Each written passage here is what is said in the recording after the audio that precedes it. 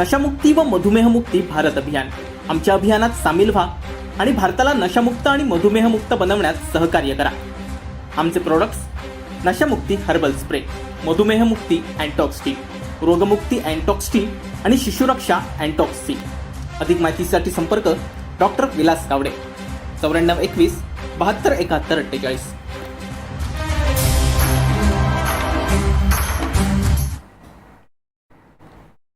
राज्यात सत्तांतर झाल्यानंतर भाजपचे माजी खासदार किरीट सोमय्या हे शिवसेनेच्या नेत्यांविरोधात अजूनच आक्रमक झाल्याचं दिसून येत आहे.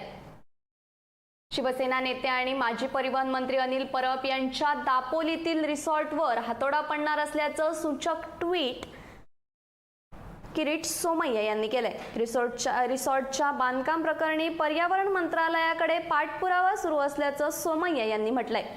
राज्यात महाविकास आघाडीची सत्ता आल्यानंतर भाजपचे माजी खासदार किरीट सोमय्या यांनी तत्कालीन मंत्री आणि महत्त्वाच्या नेत्यांविरोधात आरोपांची राळ उडवून दिली होती. यामध्ये शिवसेना पक्षप्रमुख उद्धव ठाकरे यांचे निकटवर्तीय समजले जाणारे अनिल परब यांचाही समावेश होता. दापोली येथील साई रिसॉर्ट हे अनिल परब यांच्या मालकीचं असून परब यांनी पर्यावरणाचे नियम धाब्यावर बसवून बांधकाम केले असल्याचा आरोप सोमय्या यांनी केला होता. त्याशिवाय हे रिसॉर्ट खरेदी करण्यासाठी गैरमार्गानं पैसा कमवला असल्याचा आरोप देखील त्यांनी केलाय.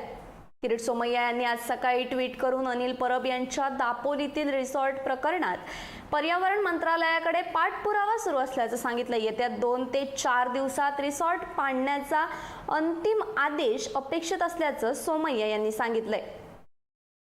राज्यात सत्तांतर झाल्यानंतर भाजपचे माजी खासदार किरीट सोमय्या हे शिवसेनेच्या नेत्यांविरोधात अजूनच आक्रमक झाल्याचं आपल्या निदर्शनास येत आहे.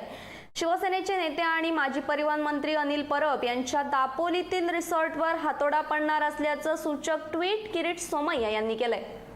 Bureau news, Kokanshahi. असे नवनवीन व्हिडिओ पाहण्यासाठी कोकणशाहीचं यूट्यूब चॅनल सबस्क्राईब करा व बेल बटन प्रेस करा. तसेच फेसबुक पेज लाईक करा आणि इंस्टाग्राम पेज व ट्विटर पेजला फॉलो करायला विसरू नका.